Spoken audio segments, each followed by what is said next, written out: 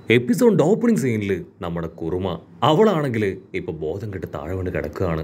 Hero അവളുടെ അടുത്തേക്ക് ഓടി വരും. കുറുമ നിനക്ക് എന്തു പറ്റി, എന്താ ഉണ്ടായെന്ന് ചോദിച്ച് അവളുടെ മുഖത്ത് തട്ടിയൊക്കെ നോക്കി എങ്ങനെയെങ്കിലും എഴുന്നേൽപ്പിക്കാൻ ശ്രമിക്കുകയാണ്.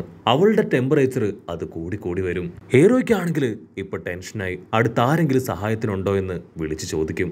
അവന്റെ നിലവിളിയൊക്കെ കേട്ട് മാനേജർ ഓടി വരികയാണ്. മാനേജർ ആണെങ്കിൽ ബാക്കി അസിസ്റ്റൻസിനെ എല്ലാവരെയും വിളിച്ച് അവൾക്ക് ട്രീറ്റ്മെന്റ് കൊടുക്കാൻ മറ്റൊരു ഭാഗത്തേക്ക് കൊണ്ടുപോകും. മാനേജർ ദേഷ്യപ്പെട്ട് ഇപ്പൊ ഹീറോയോട് ചോദിക്കും, സത്യം പറയും, നീ എന്താ അവളോട് ചെയ്തേ? അവൾ കൂടുതലായിട്ട് ഇമോഷണൽ ആവുകയോ അല്ലെങ്കിൽ അവളുടെ ഐസ് പവർ ഉപയോഗിക്കുകയോ ചെയ്താൽ മാത്രമേ അവൾ ഇങ്ങനെ ഒരു കണ്ടീഷനിലേക്ക് പോകൂ. ഹീറോ ആണെങ്കിൽ ആകെ പേടിച്ച് നിൽക്കുകയാണ്. അയ്യോ ഇല്ല ഇല്ല, സത്യത്തില് ഞാൻ ഒന്നും ചെയ്തില്ല. ഹീറോ തല താഴ്ത്തി മാനേജറിനോട് പറയും, അങ്ങനെയാണെങ്കിൽ അവളുടെ അവസ്ഥയ്ക്ക് കാരണക്കാരൻ ഞാൻ തന്നെയാണ്. ഉടനെ വേറൊരു അസിസ്റ്റന്റ് അവിടേക്ക് ഓടിയെത്തും. അവരിപ്പോ മാനേജറിനോട് പറയും, കുറുമയുടെ അടുത്ത പെർഫോമൻസ് അതിനുവേണ്ടി ജനലക്ഷങ്ങൾ തയ്യാറായി നിൽക്കുകയാണ്.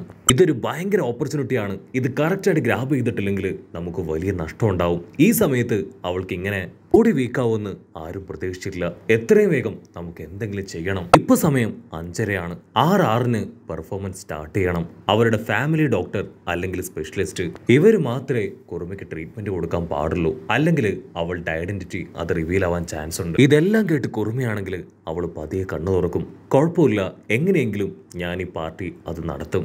എനിക്ക് എൻ്റെ ഫാമിലിയുടെ മുൻപിൽ എൻ്റെ കഴിവ് തെളിയിക്കണം.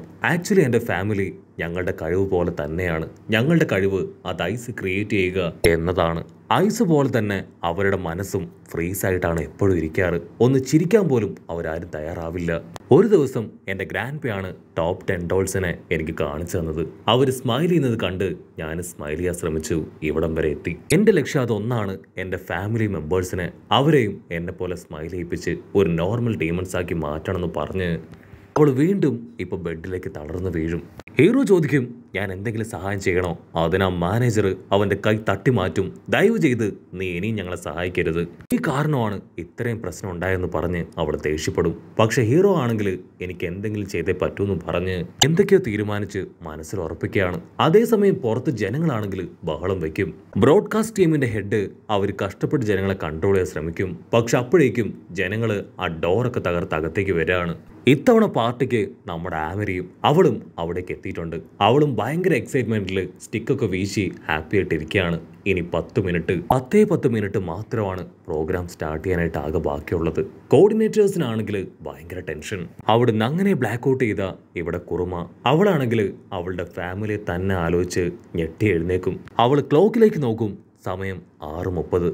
പ്രോഗ്രാം തുടങ്ങേണ്ട സമയം അത് കഴിഞ്ഞിട്ട് ഒരുപാട് നേരമായി. ഈ ഒരു വിഷമം അവൾ കൊണ്ട് താങ്ങാനാവില്ല. അവൾ പൊട്ടിക്കരഞ്ഞ്, ആദ്യം എനിക്ക് എൻ്റെ ഫാമിലിയെ നഷ്ടപ്പെട്ടു, ഇപ്പൊ എന്നെ സ്നേഹിക്കുന്ന ഓഡിയൻസിനെയും അവരെ എനിക്ക് നഷ്ടമായെന്ന് പറഞ്ഞ് അവൾ നെഞ്ച് തകർന്ന് കരയുകയാണ്. ഞാനൊരു പ്രൊഫഷണൽ ഫെയിലിയർ ആണെന്ന് പറഞ്ഞ് അവൾ ദുഃഖിച്ചിരിക്കുമ്പോഴായിരിക്കും വലിയ ശബ്ദത്തിൽ ഓഡിയൻസിന്റെ ആരവം കേൾക്കുക.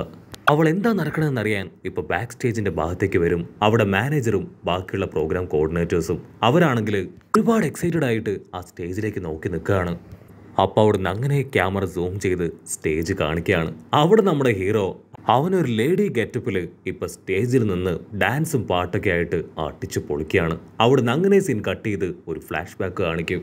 ഫ്ലാഷ് ബാക്കിൽ ഹീറോ ആണെങ്കിൽ ആസിന്റെയും പച്ചമുടി പെണ്ണിന്റെ അടുത്തേക്ക് വരും. അവൻ പറയും, കുറുമയ്ക്ക് അത്യാവശ്യമായിട്ട് നമ്മുടെ സഹായം ആവശ്യമാണ്, സോ എത്രയും വേഗം നമുക്ക് എന്തെങ്കിലും ചെയ്യണമെന്ന് പറഞ്ഞ് അവർ 3 പേരും മാനേജറിന്റെ അടുത്തേക്ക് വരും. നിങ്ങൾക്ക് വിരോധമില്ലെങ്കിൽ നമുക്കൊരു ഓപ്പണിംഗ് പാർട്ടി അങ്ങനെ എന്തെങ്കിലും സെറ്റ് ചെയ്തൂടെ? മാനേജർ ആണെങ്കിൽ തുടക്കം തന്നെ അതിന് അനുവദിക്കില്ല. പക്ഷെ നമ്മുടെ ആൾക്കാർ കഷ്ടപ്പെട്ട് കൺവീൻസ് ചെയ്ത് അവളെ സമ്മതിപ്പിക്കും. അവളുടെ പോക്കറ്റിൽ നിന്ന് ആസിനും നമ്മുടെ ഹീറോയ്ക്കും പറ്റിയ ലേഡീസ് ഡ്രസ്സൊക്കെ എടുത്ത് അവരെ 2 പേരെയും സുന്ദരി പെൺകുട്ടികളാക്കി മാറ്റും. ഇവിടെ ജനങ്ങളാണെങ്കിൽ ശബ്ദം ഉണ്ടാക്കിക്കൊണ്ടേയിരിക്കും. അടുത്ത നിമിഷം മൈക്കിലൂടെ ഒരു അനൗൺസ്മെന്റ് വരും. നിങ്ങൾക്ക് എല്ലാവർക്കും വേണ്ടി കുറുമയുടെ പെർഫോമൻസിന് മുൻപ് ഒരു ഓപ്പണിംഗ് പെർഫോമൻസ് ആണ് നിങ്ങൾക്ക് മുൻപിൽ കാഴ്ചവെക്കാൻ പോകുന്നത്. സോ ഇത് ആസ്വദിക്കൂ, എൻജോയ് ചെയ്യുന്നൊക്കെ പറഞ്ഞ് നമ്മുടെ ആൾക്കാർ സ്റ്റേജിലേക്ക് വന്ന് പെർഫോം ചെയ്യാൻ തുടങ്ങും. നമ്മുടെ ആൾക്കാരെ കണ്ട ആദ്യ ഓഡിയൻസ് അവർ കൂവാനായിട്ട് തുടങ്ങും. ഉടനെ നമ്മുടെ പച്ചമുടി പെണ്ണ് അവളാണെങ്കിൽ ആസിനോട് റിക്വസ്റ്റ് ചെയ്യും, പ്ലീസ് ഞാൻ പറഞ്ഞതുപോലെ ചെയ്യ്, അറ്റ്ലീസ്റ്റ് നിന്റെ ബോസിന് വേണ്ടിയെങ്കിലും. ആസ് ആണെങ്കിൽ ഒരു സെക്കൻഡ് ഇപ്പൊ ഹീറോയെ നോക്കും.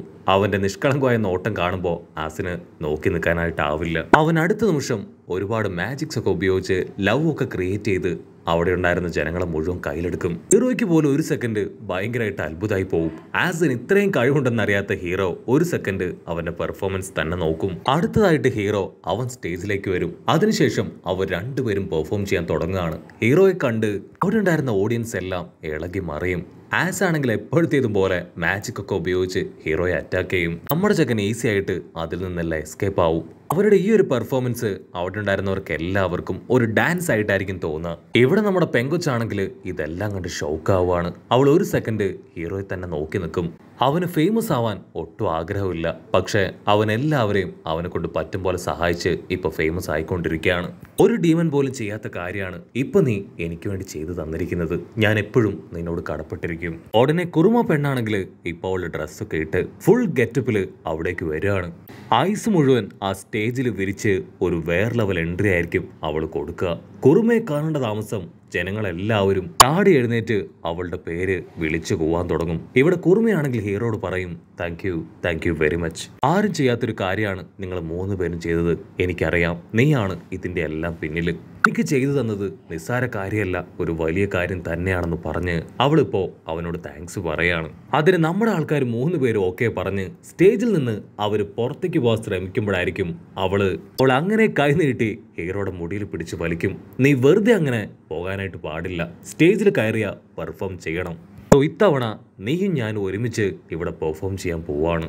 ഉടനെ ഹീറോയും ഹാപ്പി ആയിട്ട് രണ്ടുപേരും ഇപ്പൊ പാട്ടൊക്കെ പാടുകയാണ്. ഹീറോയ്ക്ക് ഓൾറെഡി ഇമിറ്റേറ്റ് ചെയ്യാനുള്ള കഴിവുണ്ട്. സോ ഗേൾസിന്റെ സൗണ്ട് ഇമിറ്റേറ്റ് ചെയ്ത് അവൻ അടിപൊളിയായിട്ട് പാട്ട് പാടും. ആ പാട്ടില് അവിടെയുള്ളവരെല്ലാവരും കൈയൊക്കെ വീശി ഡാൻസും ആട്ടവും പാട്ടും ഒക്കെ ആയിട്ട് ആ ഒരു പാർട്ടി അടിപൊളിയായിട്ട് അവസാനിക്കും. മാനേജറിനാണെങ്കിൽ ഭയങ്കര സന്തോഷം.